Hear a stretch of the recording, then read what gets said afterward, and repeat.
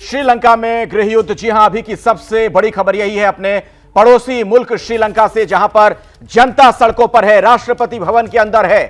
अब तक वहां पर क्या कुछ हुआ है आपको बता दें। श्रीलंका में आप देखिए, वहां सरकार के खिलाफ लोगों का आक्रोश, गुस्सा, वाटर कैनन का इस्तेमाल किया जा रहा है। इसके बावजूद प्रदर्शनकारी हटने को तैयार नहीं। और राष्ट्रपति भवन के आसपास की ये तस्वीरें आप देख रहे हैं, बड़ी संख्या में अभी भी लोगों की मौजूदगी वहां पर। राष्ट्रपति भवन के पास जो सचिवालय है वहां भी डटे हुए हैं प्रदर्शनकारी, और अब तो राष्ट्रपति भवन के अंदर तक दाखिल हो चुके हैं। राष्ट्रपति भाग चुके हैं राष्ट्रपति भवन छोड़कर। आगे क्या हो सकता है? राष्ट्रपति राजपक्षे आज इस्तीफा दे सकते हैं। जो आगे कुछ चीजें संभव नजर आ रही हैं, इस्तीफे के 1 महीने के अंदर नया राष्ट्रपति चुनना होगा। वहां के संविधान के मुताबिक जो प्रावधान है, राष्ट्रपति चुनने के लिए 3 दिन में सेशन बुलाना होगा, सत्र बुलाना होगा। तो आगे क्या स्थितियां बन सकती हैं श्रीलंका में, वो हम आपको समझाने का प्रयास कर रहे हैं। इस्तीफे के बाद अंतरिम राष्ट्रपति चुना जाएगा, यानी जो अभी मौजूदा राष्ट्रपति हैं उनके इस्तीफे के बाद अंतरिम राष्ट्रपति चुनाव की तारीखों का ऐलान कर सकते हैं, और इस तरीके से एक बार फिर से वहां लोकतंत्र की बहाली हो सकती है। हमारे साथ हमारे तमाम संवाददाता जुड़े हुए हैं, कई एक्सपर्ट्स भी हैं, लेकिन जैनेंद्र, सबसे पहले मैं आपके पास आना चाहूंगा। आगे क्या क्या स्थितियां नजर आ रही हैं, वहां पर क्या कुछ संभव है श्रीलंका में? लोकतंत्र की बहाली भला कैसे हो सकती है?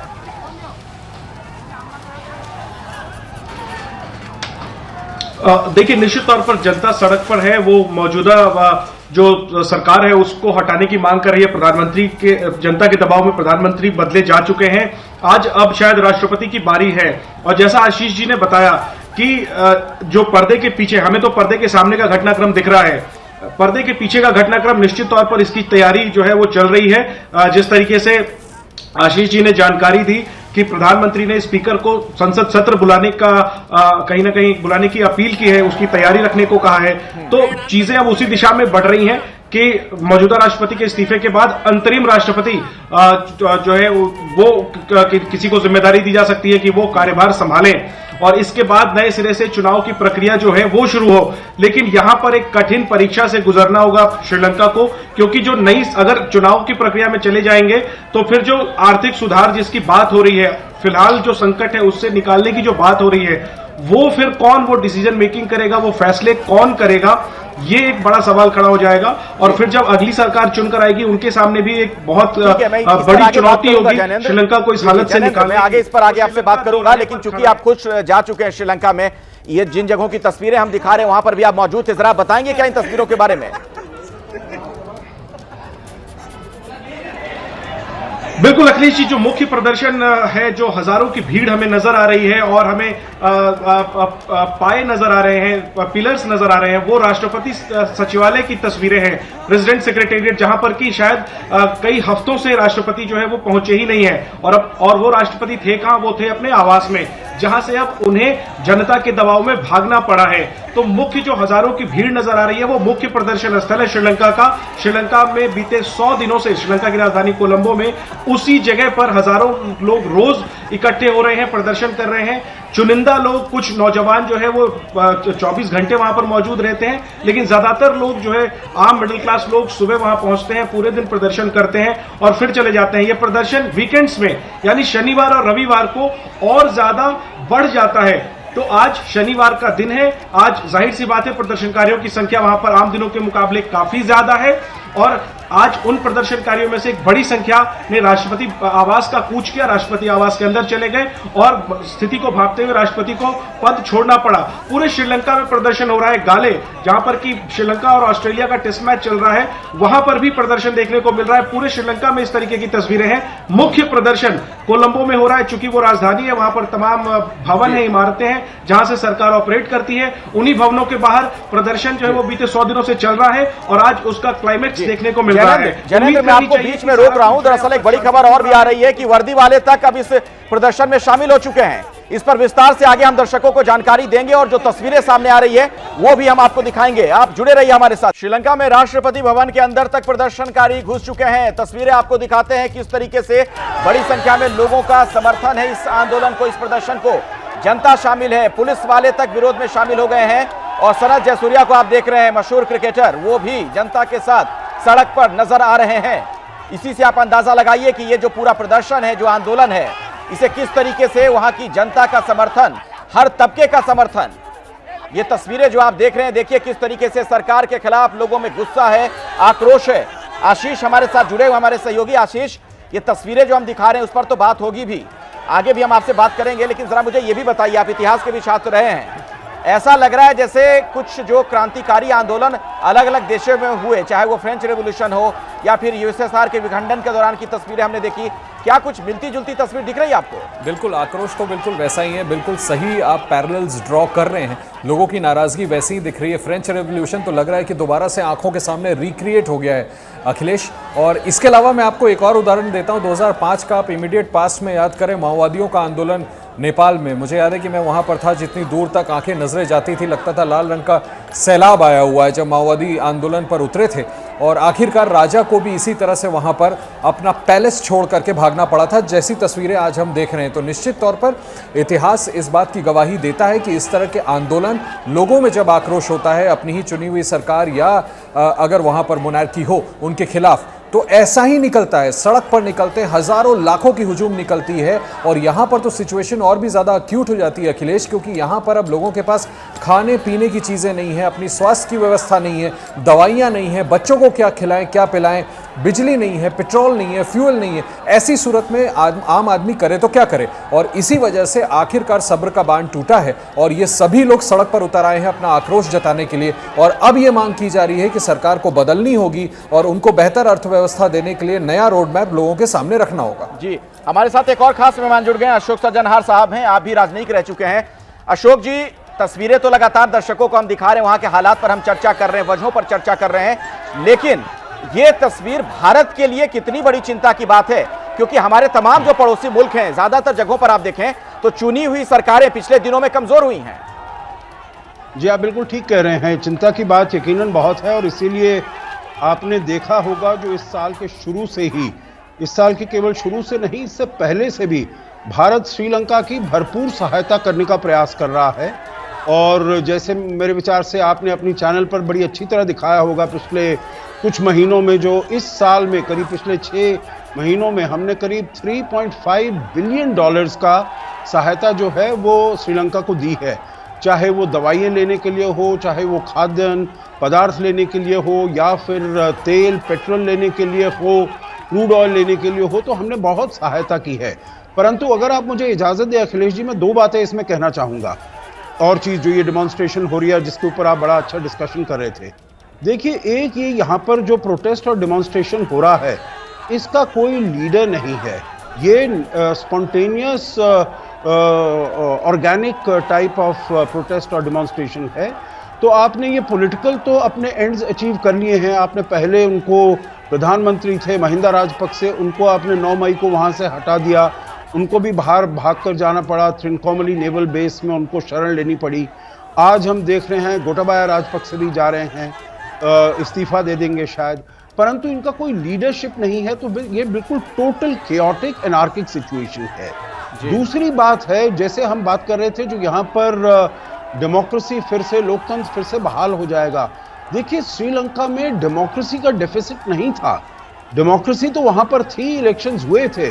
जो वहाँ पर लोगों को चाहिए वो चाहिए इकोनॉमिक रिलीफ। और ये वाला आप अगर नया राष्ट्रपति लाएंगे, नए प्रधानमंत्री आप ले आए हैं, नया इलेक्शन आप करवा लेंगे, उससे देखिए किसी को फायदा नहीं होने वाला है उससे। क्योंकि इन लोगों को क्या चाहिए? इन लोगों को दवा दारू चाहिए, इन लोगों को चाहिए रोटी अपने मेज में रखी हुई, अपने सामने रखी हुई, इनको चाहिए ट्रांसपोर्ट के लिए कुछ एनर्जी मिले, पेट्रोल मिले, इनको चाहिए अपने घर में बिजली जलाई जा सके। नॉर्मल जो काम है, वहाँ के जो एग्जामिनेशंस हैं वो पेपर की कमी से एग्जाम नहीं हो पा रहे हैं। तो मेरे विचार से जो डेफिसिट है वो इकोनॉमिक डेफिसिट है और उसको देखना चाहिए। जो भी वहाँ पर अब प्रधानमंत्री रानिल विक्रमसिंघे हैं, बहुत ही तजुर्बेकार हैं, वो देखेंगे जो आगे क्या करना चाहिए। परंतु हालात श्रीलंका में अच्छे नहीं लग रहे हैं। श्रीलंका में गृह युद्ध अभी की सबसे बड़ी खबर पर लगातार हमारी नजर बनी हुई है। वहां की तस्वीरें भी हम आपको दिखा रहे हैं, किस तरीके से प्रदर्शनकारियों का गुस्सा, आक्रोश देखने को मिल रहा है। और अभी अभी एक बड़ी खबर आ रही है श्रीलंका से। श्रीलंका संकट के बीच एक ताजा अपडेट आपको दे दें। अभी अभी जो हमें सूचना मिल रही है, प्रदर्शन में अब तक 40 लोग घायल हो चुके हैं। जी हां, और गोटाबाया को इस्तीफा देना पड़ेगा। अभी की ताजा जानकारी, जो बैठक हुई थी ऑल पार्टी मीटिंग, उसमें यह तय किया गया है कि गोटाबाया राजपक्षे इस्तीफा दें। तो अभी की बड़ी खबर आपको बता दें कि श्रीलंका के राष्ट्रपति, जो कि राष्ट्रपति भवन छोड़कर जा चुके हैं, जिनके बारे में इस तरह की सूचनाएं आ रही हैं कि वो बाय एयर या फिर समंदर के रास्ते देश छोड़कर जाने वाले हैं, सामान सहित, परिवार सहित।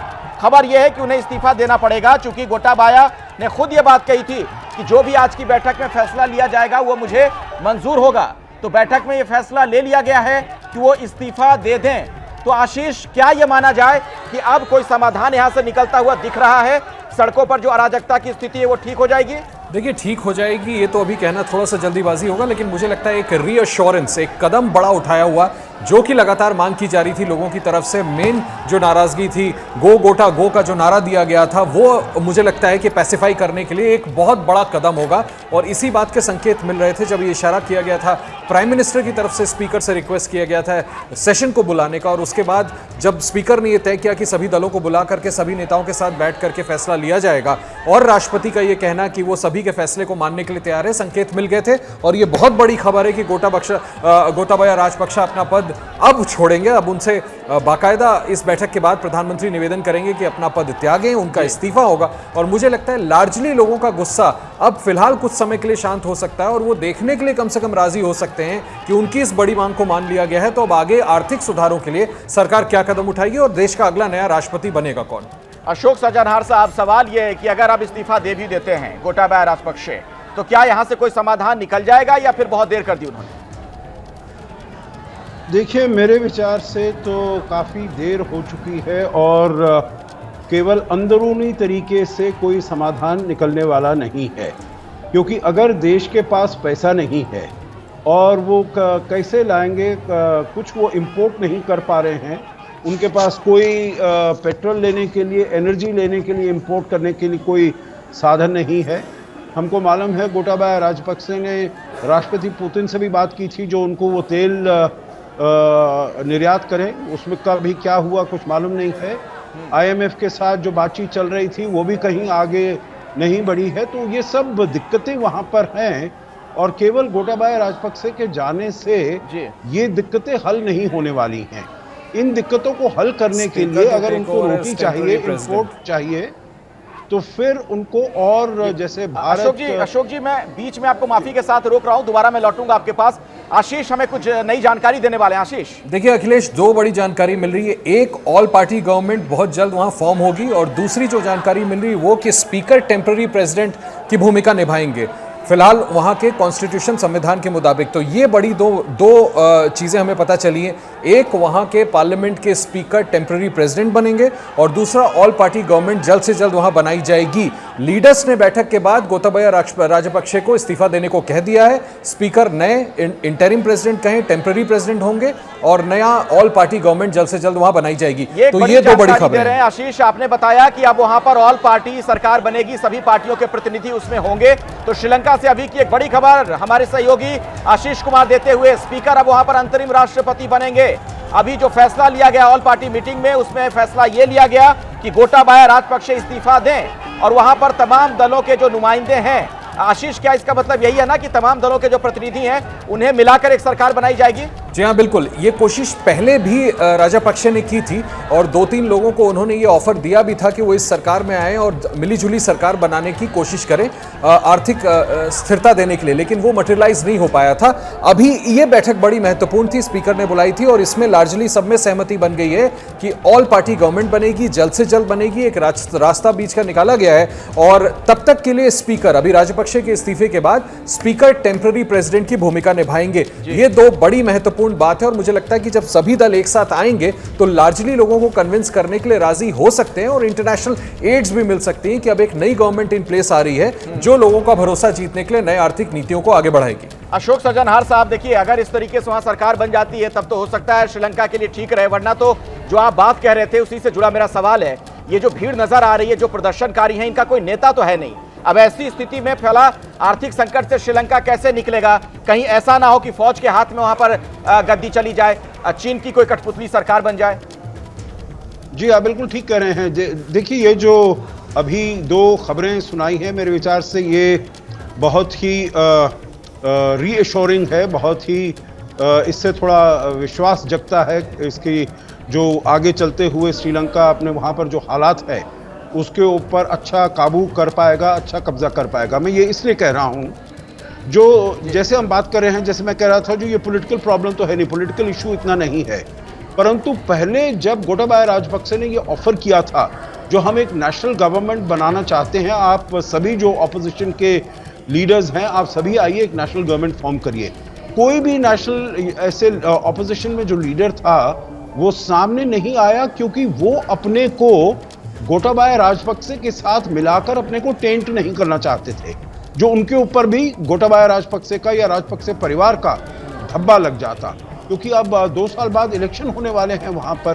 तो कोई भी ये नहीं चाहता था जो उनको देखा जाए, जो वो उन्होंने गोटाबाया राजपक्षे के साथ मिलकर कुछ काम किया। परंतु अब अगर गोटाबाया चले गए हैं वहां से और तभी ये वाली इनकी जो मिलीजुली सरकार बनती है, एक नेशनल यूनिटी गवर्नमेंट बनती है, तो उसके ऊपर ऐसा कोई आरोप लगाना कोई लगा नहीं पाएगा। जी जी, और अशोक जी, एक बड़ी खबर और आ रही है, दर्शकों को हम बताना चाहेंगे। दरअसल जो ये बैठक हुई थी उसमें कई महत्वपूर्ण फैसले लिए गए हैं। उसी से जुड़ी एक और जानकारी, अभी की ताजा जानकारी हम दर्शकों को बता दें कि दरअसल रानिल विक्रमसिंघे भी इस्तीफा देंगे, इस तरह की भी सूचना हमें मिल रही है। पीएम रानिल विक्रमसिंघे भी इस्तीफा देंगे। सूत्रों के हवाले से ये एक बहुत बड़ी जानकारी निकलकर सामने आ रही है। जैनेंद्र, श्रीलंका आप गए थे, वहां से आपने तमाम खबरें हमारे दर्शकों को दिखाई थी। रानिल विक्रमसिंघे की बात की जाए तो बाकी नेताओं की तुलना में फिलहाल उनकी वहां पर स्वीकार्यता ज्यादा नजर आ रही थी, लेकिन अगर उन्हें भी इस्तीफा देने के लिए कहा जा रहा है, इसका क्या मतलब निकालें? देखिए, फिलहाल रानिल विक्रमसिंघे जब से प्रधानमंत्री बनाए गए थे महिंदा राजपक्षे को हटाने के बाद, तो लोगों ने ऐसा माना कि ये भी गोटाबाया राजपक्षे के समर्थक हो गए हैं। हालांकि जब से वो प्रधानमंत्री बने, इसके बाद से खुद राष्ट्रपति के अधिकार कम करने वाले कई प्रावधान जो है वो आगे लाए गए, लेकिन जाहिर सी बात है वो नाकाफी रहे। नारा आंदोलन का था श्रीलंका में, गो गोटा गो, यानी गोटाबाया राजपक्षे को जाना होगा। वो चूंकि पद पर बने हुए थे तो लोग जो है वो उस बदलाव को स्वीकार नहीं कर रहे थे। और एक तरफ जहां आप ये खबर दे रहे हैं कि प्रधानमंत्री रानिल विक्रमसिंघे को भी इस्तीफा देना होगा, तो वहीं मैं देख रहा था कि कई प्रदर्शनकारी जो है वो राष्ट्रपति आवास के साथ साथ अब प्रधानमंत्री आवास, जिसे कि टेम्पल ट्री कहा जाता है श्रीलंका में, वहां भी पहुंच गए हैं। तो राष्ट्रपति आवास के साथ साथ प्रधानमंत्री आवास के अंदर भी प्रदर्शनकारी घुस चुके हैं और राष्ट्रपति सचिवालय जो गाले फेस पर स्थित है वहां पर तो प्रदर्शनकारी हजारों की तादाद में मौजूद ही हैं। तो निश्चित तौर पर घटनाक्रम जो है वो लगातार बदल रहा है और इतने दिनों से जो राष्ट्रपति विरोध को दरकिनार करने के बावजूद पद पर बने हुए थे, अब उनके इस्तीफे का दिन और समय आ चुका है। और जाहिर सी बात है, राष्ट्रपति अगर इस्तीफा देंगे तो उनके द्वारा हकीकत तो यह है कि अब गोटाबाया राजपक्षे के पास कोई विकल्प भी नहीं था कि सिवाय वो इस्तीफा दे दे, क्योंकि खबर तो यही आ रही है कि देश छोड़कर भी वो जा सकते हैं, उनका सामान जा चुका है एयरपोर्ट की तरफ, या फिर वहां पर समंदर के रास्ते भी वो जा सकते हैं। तरह तरह की खबरें वहां से आ रही हैं। इन सब के बीच देखिए कई सवाल हैं। सवाल क्या खड़े होते हैं? जो मौजूदा हालात है श्रीलंका में, उस पर एबीपी न्यूज के सवाल ये कि भीड़ के विद्रोह से कैसे मिलेगा नेता, इनका नेता कौन है, किससे आखिर बातचीत की जाए, क्योंकि भीड़ का कोई चेहरा होता नहीं है। आर्थिक संकट से देश को कौन निकालेगा अगर इनका कोई नेता नहीं है? कौन कोऑर्डिनेट करेगा उन्हें? क्या फौज के हाथ में चली जाएगी सत्ता? क्या वहां जो फौज है वो अब सत्ता पर काबिज हो जाएगी? ये तमाम तरह की आशंकाएं हैं। क्या चीन की कठपुतली सरकार बैठेगी कुर्सी पर? क्या इस तरीके की भी वहां पर संभावना बन सकती है? ये कुछ सवाल। श्रीलंका में भारत की भूमिका अब क्या होगी, क्या होनी चाहिए, ये भी एक बहुत बड़ा सवाल है और इसका जवाब मैं आपसे चाहूंगा। अशोक जी, आपके मुताबिक आपका आकलन क्या कहता है, भारत की अब क्या भूमिका वहां हो सकती है? देखिए, मेरे विचार से देखिए, भारत को वही करना चाहिए जो कि हम पिछले न केवल 6 महीने परंतु उसके पहले भी बहुत सालों से करते आ रहे हैं। बहुत ही प्रोएक्टिवली हमको श्रीलंका के साथ, श्रीलंका के जैसे हम कहते हैं we are engaging with the people, वहाँ के जो लोग हैं उनके फायदे के लिए, उनकी बेहतरी के लिए हमने जो कुछ वहाँ पर भेजा है, 200,000 मीट्रिक टन्स डीजल भेजा है, दवाइयाँ भेजी हैं। आपको याद होगा एक ट्वीट आया था जिसमें एक हॉस्पिटल ने वहाँ पर लिखा था जो हमारे पास कैंसर की दवा नहीं है, तो वहाँ पर डॉक्टर जयशंकर उधर थे, कोलंबो में थे, तो उन्होंने तुरंत ही हमारे हाई कमिश्नर को इंस्ट्रक्शन दिए जो उस हॉस्पिटल को जो भी दवाइयाँ हैं वो मुहैया की जाएं। तो जो कुछ भारत करता रहा है वो उसको और ज़्यादा प्रोएक्टिवली करना पड़ेगा। ये बताना पड़ेगा जो भारत श्रीलंका का बहुत अच्छा मित्र है, अभिन्न मित्र है, जो उसकी जो मुश्किल है, जो उसके लिए दिक्कत आ रही है, उसमें हम पूरी तरीके से उसके साथ खड़े हैं। जहां तक चीन की बात है तो मैं ये कहूंगा, जो चीन ने बिल्कुल ऐसे लगता है पिछले कुछ महीनों से, साल से, जो उसने बिल्कुल एक किनारा काट लिया है, एकदम सामने से हट गया है। यही बात गोटाबाया राजपक्षे ने भी कही थी कुछ एक इंटरव्यू में अभी कुछ समय पहले। जो चीन हमारी तरफ इतना ज्यादा ध्यान नहीं दे रहा है, अब उसका वो डिस्ट्रैक्टेड है, किसी और चीजों पर दे रहा है। तो मैं समझता हूं अगर भारत अपना रोल ठीक तरीके से प्ले करता है वहां पर, तो हम जो चीन का वहां पर बढ़ता हुआ प्रभाव था, चाहे वहां पर हो, चाहे मालदीव्स में जैसे हमने देखा पहले था, तो उसको कंट्रोल करने में हम काफी हद तक सफल हो जाएंगे। बिल्कुल, लेकिन इन सारी चीजों को करने के लिए जरूरी है कि वहां पर एक चुनी हुई सरकार हो, एक चेहरा हो जिससे बातचीत की जा सके। आशीष, आपको क्या लगता है कि कब तक ये संभव है, कब तक मुमकिन है? चूंकि आप बता रहे थे कि 3 दिनों के अंदर कोई बड़ा निर्णय हो सकता है। देखिए, पार्लियामेंट का तो सेशन तुरंत बुला लिया जाएगा, तो मुझे नहीं लगता कि इसमें कोई कॉन्स्टिट्यूशनली प्रोसीजरली डिले होना है। संविधान है, संविधान कहता है कि 3 दिन के अंदर आपको सेशन में नया राष्ट्रपति कौन होगा उसको लेकर के सहमति बनानी है। स्पीकर एक तिथि तय कर देंगे नॉमिनेशंस के लिए, और अगर किसी का नॉमिनेशन नहीं होता है, निर्विरोध अगर किसी को चुना जाना होता है, 1 महीने के अंदर आपको नया राष्ट्रपति चुन देना है। ज़्यादा बड़ी बात जो थोड़ी देर पहले आपसे एसडी मुनी साहब कह रहे थे कि इंटरिम प्रेसिडेंट वहां पर होगा, वो भी तय हो गया है कि स्पीकर ही टेम्पररी प्रेसिडेंट होंगे। ये एक बड़ी बात है। और अगर सहमति बन गई सभी पार्टियों में, जिसका जिक्र अभी कर रहे थे हमारे गेस्ट थोड़ी देर पहले, कि पहले ये सहमति नहीं बन पाई थी कि ऑल पार्टी गवर्नमेंट कैसे बनाए, विपक्ष का कोई नेता सामने ही नहीं आया इनके साथ इनकी सरकार में शामिल होकर के खुद की बदनामी करने के लिए।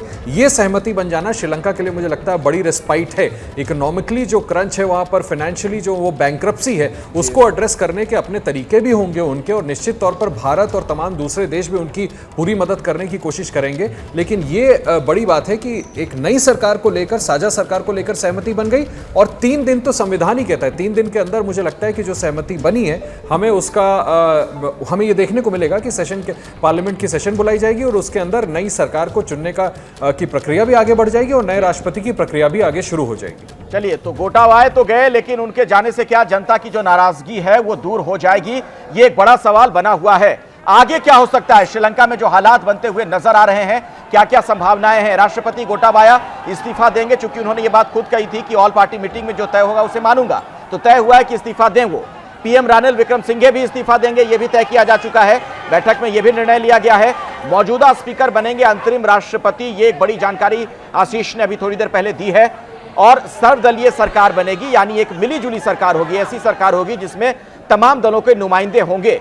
1 महीने के अंदर नया राष्ट्रपति चुन लिया जाएगा। लेकिन सवाल बना हुआ है अशोक जी, इन सारी चीजों के बावजूद भी क्या जनता का गुस्सा शांत होगा? क्योंकि ट्रस्ट डेफिसिट का मामला भी वहां पर है। जनता वहां की सरकार पर, नेताओं पर भरोसा नहीं कर पा रही है। आप बिल्कुल ठीक कह रहे हैं, बहुत जबरदस्त ट्रस्ट डेफिसिट है, क्योंकि उनको बिल्कुल विश्वास नहीं है। परंतु अब मैं समझता हूं अगर एक सर्वदलीय सरकार वहां पर बनती है, तो वो फिर अगर मिलजुल कर ये अपील करेंगे इन सब लोगों के लिए, जो आप शांत होइए, अपने घर जाइए, जो कुछ काम करना है हम काम कर रहे हैं, जो भी बाहर की सरकारें हैं और देश है, IMF है, इंटरनेशनल ऑर्गेनाइजेशंस हैं, उनसे हम मिलजुल कर बात कर रहे हैं, और कैसे हमारे जो ये सब मुश्किलें हैं, प्रॉब्लम्स हैं, इनका कैसे समाधान किया जाए, हम इनके बारे में पूरी तरीके से एकदम फोकस होकर इसके ऊपर काम कर रहे हैं। और अगर इनको विश्वास दिला दिया जाता है, जो ये जो सरकार है ये काम कर रही है, ठीक काम कर रही है, हमारे जो दुख हैं उनके निवारण के लिए काम कर रही है, उन सबको सॉल्व करने के लिए काम कर रही है, तो मेरे विचार से कुछ समय लोग जो हैं वो सरकार को देने के लिए राजी हो जाएंगे। और अखिलेश इनके पास ऑप्शन में नहीं है, माफ कीजिएगा, बस अखिलेश जस्ट वांटेड टू बोलिए आशीष, बोलिए। पॉलिटिकल, ये देखिए, ये सारी पॉलिटिकल पार्टीज के पास ना अब ये ऑप्शन भी नहीं बचा है कि ये कुछ और सोचे। इनकी भी तो मजबूरी है कि सभी लोग को साथ आकर के सरकार बनाना पड़ेगा, नहीं तो लोगों में इतना रोष है, इतनी नाराजगी है कि इनके लिए जगह नहीं बचेगी। तो मुझे लगता है कि दबाव में ही सही, लेकिन ये सभी लोग अब साथ आने के लिए राजी हो गए। लेकिन आशीष देखिए, हमारे लिए यह समझना बड़ा जरूरी हो जाता है, हमारे दर्शकों के लिए, ये जो घटनाक्रम वहां श्रीलंका में हो रहा है उसका यहां क्या असर हो सकता है। श्रीलंका हमारा इमीडिएट नेबर है, एकदम ऐसा पड़ोसी है जिससे हमारे सालों साल, दशकों पुराने संबंध रहे हैं, सांस्कृतिक संबंध रहे हैं, राजनीतिक संबंध रहे हैं। अब ऐसे में जो कुछ वहां पर हो रहा है, हमारे देश में इसका क्या असर होता हुआ आप देखते हैं? देखिए, अराजकता के दौरान सबसे पहला कंसर्न मुझे लगता है सिक्योरिटी का होता है, मैरीटाइम सिक्योरिटी को लेकर के। और जिस चाइना के इंटरफेरेंस की हम बात कर रहे हैं, मुझे लगता है कि सबसे पहले, सबसे हाइटेंड, मुझे लगता है सबसे ज़्यादा भारत की चिंता का विषय है वो है अपनी सिक्योरिटी। दूसरा, भारत का ह्यूज इन्वेस्टमेंट श्रीलंका में पिछले 3-4 महीने में जो आपने सपोर्ट किया वो तो छोड़ दीजिए, जो पारंपरिक तौर पर भारत ने श्रीलंका में इन्वेस्टमेंट किया हुआ है उस पर सवाल उठते हैं। श्रीलंका में कई भारतीय रहते हैं, तो ऐसे बड़े बहुत सब्जेक्ट हैं जिनको लेकर के भारत की चिंताएं होगी और उसका इमीडिएट इंपैक्ट आपको इंडिया में देखने को मिल सकता है। और क्या वजह थी अखिलेश कि पिछले 3 महीने से भारत लगातार ये कोशिश कर रहा था कि श्रीलंका को हर वो सपोर्ट दिया जाए, हर उस तरह की मदद पहुंचाई जाए जिससे वो इस आर्थिक क्राइसिस को डील कर सके, लेकिन ऐसा नहीं हो सका क्योंकि वहां की सरकार पूरी तरह से फेल कर गई। वो क्यों फेल कर गई? क्योंकि वो पूरी तरह से चाइना के क्लच में थी। तो मुझे लगता है कि निश्चित तौर पर भारत के लिए कंसर्न का एक बहुत बड़ा विषय है और भारत निश्चित तौर पर इस पर बहुत सूझबूझ से इससे डील करने की कोशिश भी करेगा। और कहीं ना कहीं बैकडोर मुझे ये भी लगता है कि भारत की तरफ से डिप्लोमेटिक प्रयास भी किए गए होंगे ये समझाने के लिए इन तमाम राजनेताओं को, इन पॉलिटिकल पार्टीज को, कि मान जाइए और साझा सरकार बनाइए। कहीं ना कहीं मुझे लगता है कि भारत की राजनीतिक कोशिशें भी रंग लाई हैं। जैनेंद्र, आप तो अभी श्रीलंका होकर आए हैं हाल ही में, लगातार वहां से कई रिपोर्ट्स भी आपने दर्शकों को दिखाई थी, और वहां के लोगों से आपने बातचीत की थी। दरअसल श्रीलंका की जनता बहुत ज्यादा जुड़ी हुई है भारत के लोगों से, तो जो कुछ वहां पर हो रहा है उसका कितना असर यहां पर आप देखते हैं और किस तरीके का असर हो सकता है?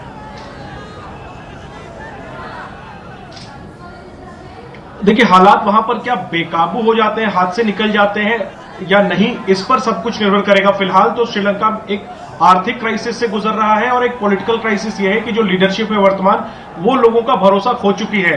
तो हमने खुद देखा कि भारत सरकार लगातार प्रोएक्टिव नजर आई। विदेश मंत्री जो है वो हालात बिगड़ने से कुछ पहले ही वहां गए थे और वहां की जो हाई कमीशन थी वो लगातार एक्टिव थी, चाहे चावल हो, चाहे पेट्रोल हो, चाहे डीजल हो, जो सप्लाई लगातार भारत से जो है वो की जा रही थी और उसको हमने खुद कवर किया। तो वहां की जरूरतों को भारत बहुत बेहतर समझता है और आज से नहीं, सदियों पुराना जो है कि नाता है हमारा, सांस्कृतिक नाता है, पर्सन टू पर्सन रिलेशन है वहां पर। तो वहां की जरूरतें भारत समझता है, वहां की जो जरूरतें हैं उसके मुताबिक सप्लाई भी भारत सरकार ने वहां पर लगातार जारी रखा है ताकि श्रीलंका जो है वो मौजूदा संकट से निकलने की हिम्मत जुटा सके। फिलहाल पेट्रोल डीजल तक पर संकट है, चावल वहां नहीं मिल रहा है, काफी महंगा हो गया है। तो सप्लाई चेन भारत की तरफ से लगातार जारी है और एक बड़े भाई की तरह भारत ने हाथ थामा हुआ है श्रीलंका का कहीं ना कहीं। लेकिन हालात को सुधारना, हालात से उबरना श्रीलंका को खुद होगा और जाहिर सी बात, अगर हालात बेकाबू होते हैं उसका सीधा नुकसान भारत को होगा क्योंकि श्रीलंका हमारे बिल्कुल दक्षिणी तट पर है। और जैनेंद्र, बीच में आपको रोक रहा हूं, देखा है कि दरअसल आशीष के पास कोई नई जानकारी आ गई है। आशीष बताइए क्या कहना चाह रहे हैं आप? अखिलेश की बैठक में जब प्रधानमंत्री से, राष्ट्रपति के अलावा प्रधानमंत्री रानिल विक्रमसिंघे से इस्तीफा देने को कहा गया, तब वो इस बात को मानने से उन्होंने इनकार कर दिया था। वो ही disagreed with the demand for his resignation at a meeting chaired by the speaker. इसके बावजूद स्पीकर ने यह फैसला किया है कि वो राष्ट्रपति और प्रधानमंत्री दोनों को ओवरवेलमिंग रिक्वेस्ट को देखते हुए इस्तीफा देने का पत्र लिखेंगे, औपचारिक पत्र लिखेंगे कि आप दोनों को अपना पद त्यागना चाहिए। लेकिन रानिल विक्रमसिंघे, मैं फिर से दोहरा दूं, जब बैठक में उनसे ये कहा गया तो उन्होंने डिसएग्री किया था और इस्तीफा देने से इनकार कर दिया था। बावजूद इसके स्पीकर दोनों से ही कहेंगे चिट्ठी लिख करके, औपचारिक पत्र लिख करके कि अपने पद से इस्तीफा दे दें। मतलब आप ये कह रहे हैं कि रानिल विक्रमसिंघे इस्तीफा नहीं देना चाह रहे थे, इन सब के बावजूद जो कुछ हम देख रहे हैं श्रीलंका? जी हाँ, बिल्कुल, वो अपने पद को त्यागना नहीं चाहते थे और बैठक में बाकायदा उनसे कहा गया कि सिर्फ राष्ट्रपति ही नहीं, लोगों की नाराजगी देखते हुए आप भी अपने पद से इस्तीफा दे दें। मैं साथ में आपको बता दूं कि कुछ देर पहले तमाम प्रोटेस्टर्स उनके आधिकारिक निवास पहुंच गए थे, उनके ऑफिशियल रेजिडेंस को पूरी तरह से घेर लिया था। उसको देखते हुए मीटिंग में उनसे मांग की गई कि आप भी इस्तीफा दे दें, जिससे उन्होंने डिसएग्री किया, उन्होंने इनकार कर दिया कि वो इस्तीफा नहीं देंगे। इसके बावजूद स्पीकर ने यह फैसला किया है कि सिर्फ राष्ट्रपति ही नहीं, उन्हें भी लिख करके औपचारिक तौर पर कहा जाएगा कि अपने पद से इस्तीफा दे दें। करते हैं कि नहीं करते, हमें यह देखना होगा। अब देखिए, एक सवाल यहां पर ऐसे में अशोक सज्जनहार साहब ये भी बनता है कि ठीक है, आर्थिक संकट है और भी तमाम तरह की वजह हैं जिस वजह से अभी श्रीलंका में ये सब कुछ हो रहा है, लेकिन क्यों ना माना जाए जो राजपक्षे परिवार की सत्ता लोलुपता है, सत्ता में बने रहने की चाहत है, वो भी एक बड़ी वजह है कि वहां लोगों में बहुत ज्यादा गुस्सा है, आक्रोश है। नहीं, आप बिल्कुल ठीक कह रहे हैं। इसीलिए वो सबको मालूम है जो वहां पर आर्थिक संकट है, आर्थिक दिक्कतें हैं, परंतु वो सबसे पहले राजपक्षे परिवार को वहां से हटाना चाहते हैं। एक तो आपने कहा उनका जो थैंक यू। ग्रीडीनेस है, उनका जो लालच है, वो तो यकीनन है, परंतु उन्होंने पूरी जनता को वहां पर यह भी मालूम है जो उनकी गलत नीतियों की वजह से, जैसे वो ऑर्गेनिक फार्मिंग के ऊपर, जैसे वो टैक्सेशन में इतना ज्यादा कट कर दिया, सब्सिडीज को रिमूव कर दिया वगैरह वगैरह, तो इस वजह से भी बहुत वहां पर दिक्कतें हो रही हैं। एक इसके बारे में मैं बात कहना चाहूंगा, देखिए, क्योंकि जब रानिल विक्रमसिंघे को लाया गया, जी बीच में मैं आपको रोक रहा हूं। दरअसल आशीष ने अभी थोड़ी देर पहले जो एक बड़ी जानकारी दी, दर्शकों को एक बार फिर से हम बता दें, श्रीलंका संकट के बीच अभी की एक ताजा जानकारी ये कि प्रधानमंत्री और राष्ट्रपति अभी भी इस्तीफा देने से इनकार कर रहे हैं। आप सोचिए किस तरीके के हालात है मुल्क में, लेकिन जो राष्ट्रपति हैं, जो प्रधानमंत्री हैं, इस्तीफा नहीं देना चाह रहे हैं अभी भी। हमारे पड़ोसी देश श्रीलंका में हालात ठीक नहीं है, गृह युद्ध की स्थिति वहां पर है और आपको बता दें कि सड़क से लेकर राष्ट्रपति भवन के अंदर तक जनता बड़ी संख्या में मौजूद है। राष्ट्रपति को जाना पड़ा है राष्ट्रपति भवन छोड़कर, और इन सबके बीच जो ऑल पार्टी मीटिंग हुई थी वहां से बड़ी खबर यह कि प्रधानमंत्री विक्रमसिंघे का इस्तीफे से इनकार। जी हां, इस्तीफा देने से उन्होंने इनकार कर दिया। प्रधानमंत्री को जबरन हटाया जाएगा। आशीष, गोटाबाया इस्तीफे के लिए तैयार हैं, लेकिन रानिल सिंघे इस्तीफा नहीं देना चाह रहे हैं। जी हाँ, बिल्कुल। उनको ये उम्मीद ही नहीं रही होगी कि उन्होंने जिस पार्टी की बैठक बुलाई, देखिए पहले ऑल पार्टी बैठक से पहले अखिलेश उन्होंने अपने पार्टी की बैठक बुलाई थी और उसके बाद स्पीकर ने इस बैठक को रखा था जिसमें यह तय होना था कि सभी दलों के बीच में ये सहमति बन जाए कि ऑल पार्टी सरकार बनाई जाए और राष्ट्रपति से कहा जाए कि अपना पद त्याग दें। मुझे लगता है it came as a surprise to him. लोगों ने ये देखा कि उनके घर को भी जाकर के जब हजारों की भीड़ ने घेर लिया तो बेहतर है कि उन लोगों के गुस्से को रिकग्नाइज करते हुए उनसे भी इस्तीफा देने को कहा जाए। हमारे सोर्सेज ये बताते हैं कि बैठक में दोनों से इस्तीफा देने की पेशकश की गई। प्रधानमंत्री से भी कहा गया कि सिर्फ राष्ट्रपति नहीं, आप भी अपने पद से इस्तीफा दे दें, जिसमें उन्होंने इनकार कर दिया। वो अपने पद से इस्तीफा नहीं देना चाहते थे। उसके बावजूद सहमति ये बनी है कि स्पीकर दोनों से ही औपचारिक तौर पर कहेंगे, लिखित माध्यम से लिख करके कि आप अपने पद से इस्तीफा दें। आशीष, ये बात बड़ी हैरान करती है। अशोक सज्जनहार साहब को मैं लाना चाहूंगा अब चर्चा में।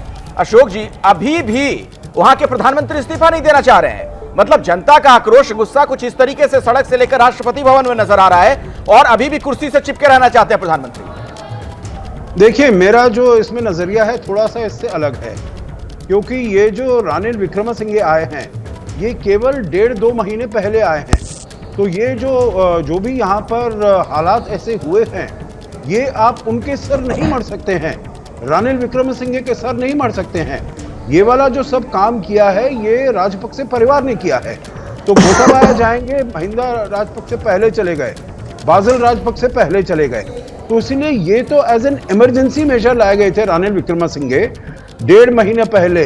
जो भाई आप आइए, आपको तजुर्बा है, आपको अनुभव है, आपके बड़े अच्छे कनेक्शंस हैं पूरी दुनिया में, आप जो ये मसला है, ये जो प्रॉब्लम है, इसको आप हल करने का हमको तरीका बताइए।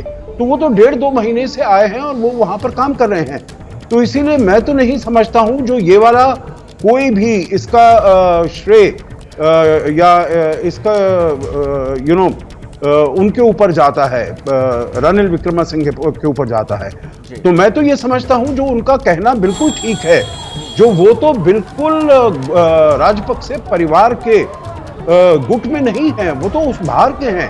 अगर आप देखिए 2019 में वो प्रधानमंत्री थे, उनको हटाया गया और उसकी जगह महिंदा राजपक्षे को लाया गया। तो मैं समझता हूं अपनी जगह पर वो बिल्कुल ठीक कह रहे हैं, परंतु शायद ये जो स्पीकर हैं और जो और लोग हैं ये चाहते हैं that we should have a clean slate. जो भी पहले ये इसमें एडमिनिस्ट्रेशन में रहे हैं उनको सबको निकाला जाए और एक नए चेहरे लाए जाए, नई सरकार लाई जाए। तो मैं दोनों नजरिए को देख सकता हूं, परंतु मैं ये नहीं समझता हूं जो रानिल विक्रमसिंघे का जो पक्ष वो ले रहे हैं, जो वो कह रहे हैं, जो वो इतना ज्यादा गलत है। जी जी, लेकिन विकल्प अब बचता नहीं है। दरअसल जिस तरीके के हालात वहां पर बने हुए हैं, अगर कोई इस्तीफा देने को तैयार ना हो, उनके पास भी कोई विकल्प है नहीं। अगर जनता में इतना गुस्सा है, आक्रोश है, और ये जो तस्वीरें लगातार हम दिखा रहे हैं, जैनेंद्र आप खुद गए थे श्रीलंका में, आप इन जगहों से गुजरे हैं, इन सड़कों से गुजरे हैं, इस जगह पर आप गए थे। अब जरा मुझे बताइए, दर्शकों को समझाइए कि कहां कहां पर ये प्रदर्शनकारी आपको नजर आ रहे हैं। दिल्ली में जो लुटियन जोन वाला इलाका है, क्या उस तरीके का इलाका है पूरा ये? बिल्कुल अखिलेश, आप यूं समझ लीजिए, अगर हम दिल्ली के हवाले से दर्शकों को समझाने की कोशिश करें तो यूँ समझिए कि इंडिया गेट से लेकर विजय चौक तक हजारों की संख्या में लोग उमड़ पड़े हों और वो पूरे उस इलाके में झंडे के साथ खड़े हों। कुछ उसी तरीके की तस्वीर फिलहाल गाले फेस पर है। ये श्रीलंका की राजधानी जो कोलंबो है, कोलंबो समुद्र के किनारे बसा हुआ एक छोटा और बहुत ही सुंदर सा शहर है। सड़कें चौड़ी हैं, काफ़ी चौड़ी सड़कें हैं, आबादी हालांकि कम है, तो सड़कें जो है वो खाली रहती हैं अमूमन। लेकिन बीते 100 दिनों से हमने देखा है कि श्रीलंका में तमाम शहरों में, खास तौर पर कोलंबो में, लोग जो है अपना काम करने के साथ साथ सरकार के खिलाफ प्रदर्शन में शामिल रहे हैं। और उसका मुख्य केंद्र गाले फेस का है, वो जगह जहां पर कि राष्ट्रपति सचिवालय है। एक जो पीली सी इमारत हम देख रहे हैं जिसमें खंबे हैं और एक चौराहे नुमा जगह पर लोग बड़ी संख्या में इकट्ठे हैं, यही वो जगह है राष्ट्रपति सचिवालय, प्रेसिडेंट सेक्रेटेरिएट, जहां पर बीते 100 दिनों से प्रदर्शन चल रहा है और लोग राष्ट्रपति का इस्तीफा मांग रहे हैं। आज वो निर्णायक दिन है। संभवतः राष्ट्रपति आज अपने आवास से फरार हो चुके हैं, भाग चुके हैं। वो कहाँ हैं अभी फिलहाल उनकी जानकारी नहीं है कि वो किस जगह पर मौजूद हैं। तो मुख्य प्रदर्शन जो है वो समंदर के किनारे बसे हुए गाले फेस पर है, जो समुद्र जहां तक मैंने देखा था, मैं वहां पर था 2 महीने पहले, बिल्कुल जो ऑल पार्टी मीटिंग हुई थी उस दौरान की ये तस्वीरें नजर आ रही हैं। तमाम दलों के जो प्रतिनिधि वहां पर मौजूद थे, वहां पर यह बड़ा फैसला लिया गया है कि अब स्पीकर ही फिलहाल अंतरिम राष्ट्रपति वहां पर होंगे, यह तय हो चुका है। इसके अलावा गोटाबाया राजपक्षे और इसके अलावा रानिल विक्रमसिंघे, इन दोनों को अपने पदों से इस्तीफा देना पड़ेगा। अब सवाल यह कि क्या इसके बाद जनता मान जाएगी? सड़कों पर जो अराजकता की स्थिति देखने को मिल रही है, क्या वो हालात ठीक हो जाएंगे? ये सवाल तमाम बने हुए हैं। ये उसी बैठक की तस्वीर है जहां पर आप देख पा रहे हैं सभी दलों के प्रतिनिधि वहां पर मौजूद थे और यहीं पर यह बड़ा फैसला लिया गया जिसमें यह तय किया गया है कि अब जो स्पीकर हैं, पार्लियामेंट के स्पीकर, वही अब अंतरिम राष्ट्रपति होंगे। इसी बैठक में फैसला लिया गया, जिस बैठक की तस्वीरें, ये एक्सक्लूसिव तस्वीर एबीपी न्यूज पर आप देख रहे हैं। हमारे दर्शकों के लिए दरअसल यह समझना भी बड़ा जरूरी हो जाता है कि आखिर इस तरीके के हालात बने क्यों, श्रीलंका में स्थितियां क्यों बनी। राजपक्षे भाइयों ने डुबोया, सार्वजनिक सेवाओं के लिए विदेश से कर्ज लिया, केमिकल फर्टिलाइजर पर बैन लगाने से फसल बर्बाद, ऑर्गेनिक फार्मिंग का जो कॉन्सेप्ट लेकर आया गया था, ऑर्गेनिक फार्मिंग से उत्पादन कम हुआ, महंगाई बढ़ी, मुनाफा कम हुआ लोगों का। ये जो फैसले लिए गए, कोविड से पर्यटन पर भी असर पड़ा, कोई योजना नहीं बनाई गई उसके लिए कि कैसे निपटे, टैक्स में कटौती की नाकाम जो कोशिश की गई उसका भी एक असर यहां पर हुआ। सरकार के की आमदनी कम होती चली गई, सरकार के राजस्व में भारी गिरावट आई, क्रेडिट रेटिंग एजेंसियों ने रेटिंग घटा दी श्रीलंका की। और देखते जाइए उसके बाद धीरे धीरे परिस्थितियां किस तरफ चली गईं। कर्ज के भुगतान के लिए विदेशी मुद्रा भंडार खर्च किया गया, विदेशी मुद्रा भंडार घटकर $2 अरब हुआ और 2018 में यह $7 अरब था। इसके अलावा विदेशी मुद्रा की कमी से ईंधन तक खरीदना मुश्किल हो गया। श्रीलंका में जिस तरीके के हालात हैं, अतिरिक्त मुद्रा छापने से महंगाई बढ़ गई और ये सारी वजहें जब एक जगह आई तो आप देखिए किस तरह की स्थिति है आज श्रीलंका के अंदर। लोग सड़कों पर हैं, राष्ट्रपति को राष्ट्रपति भवन छोड़कर भागना पड़ा है।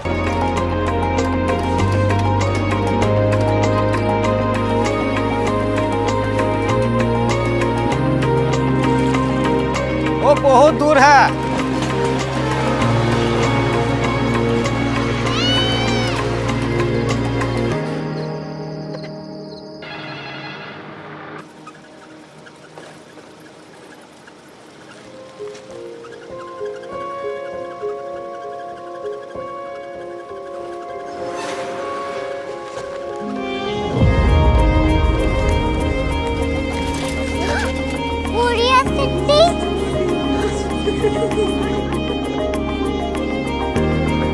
दुनिया में बोलना नहीं, कुछ लोग बड़े होते हैं। कोरिया सिटी कहाँ है? प्रोफेसर साहब को पता होगा। हो, ये छोटा वाला ग्लोब लगता है और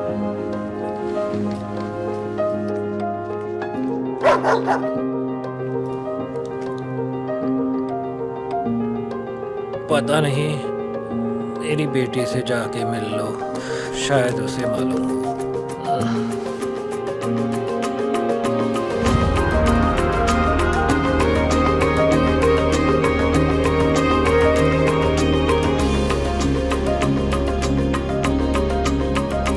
हाय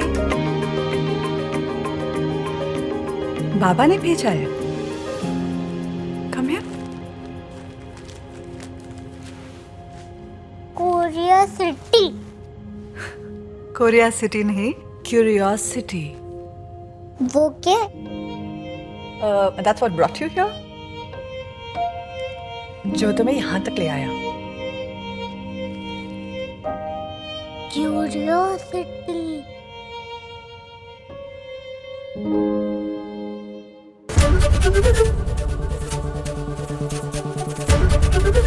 एबीपी न्यूज आपको रखे आगे।